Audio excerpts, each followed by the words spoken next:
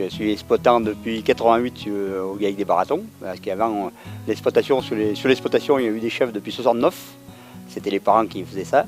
Et en 88, eh ben, on s'est regroupé avec mon frère qui avait son exploitation à père, et le père et la mère, et on a monté le GAEC des Baratons.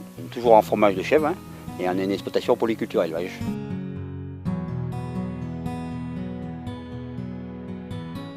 On a eu un gros souci sur le réseau d'eau communal et intercommunal qui nous a amené de la pseudomonas sur l'eau et qu'on ne pouvait plus fabriquer nos fromages.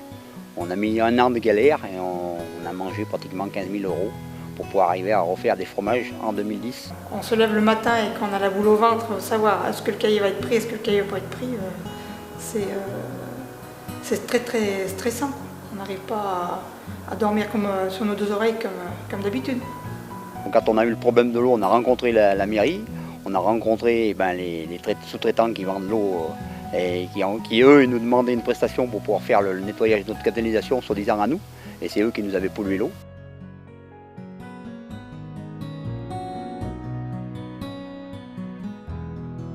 Ouais, ben, vous êtes venus nous voir au GAEC des Baratons, c'était au mois d'octobre 2009.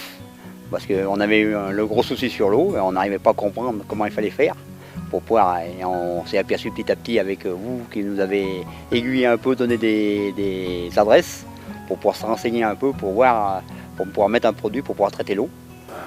Ça a été le jour et la nuit. on était aux anges quand on a trouvé la solution à nos problèmes, quoi. Chaque fois que l'eau passe dans le compteur, en général c'est tous les litres, il donne une information à la pompe. Et quand la pompe reçoit le message donc donné par le compteur, elle va aspirer du produit donc, qui est de l'eau oxygénée, et le produit va monter par la pompe via la tête doseuse, est injecté ici et part donc au niveau de la fromagerie.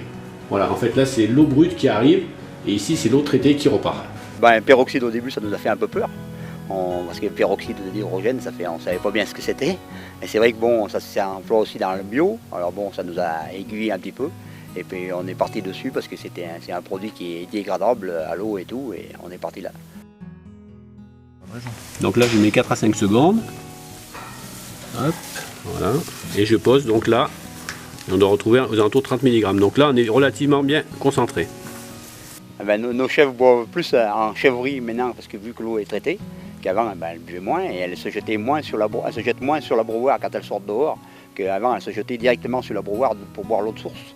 En buvant l'eau traitée au peroxyde, elles ont eu un plus joli poil. On a eu une augmentation en lait. On devait tourner à peu près à 650 et 680 litres. On est passé à 750 en pas longtemps, vu que l'eau était traitée. Et ça, on s'en était aperçu, mais bon, pas tout de suite au début, mais bon, après on a bien vu.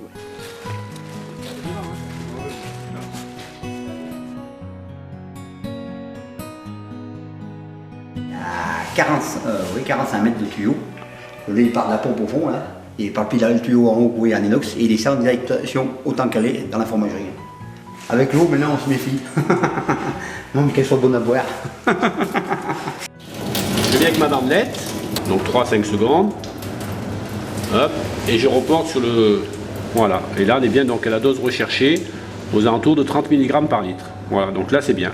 Le produit mis en amont agit bien jusqu'au point souhaité.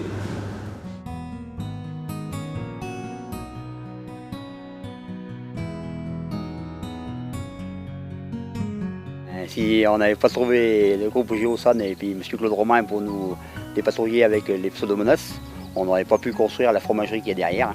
Parce que bon, on a même l'intention d'installer notre fille derrière, qui je pense qu'il va arriver d'ici un an, voire peut-être même avant, pour pouvoir continuer derrière. Et si on n'avait pas eu du peroxyde ou l'oxygéné, on n'en serait pas aujourd'hui ici en place, hein, on ne continuerait pas. Le GAEC des Baratons serait certainement dessous et on ne serait pas 3 exploitants sur le GAEC des Baratons.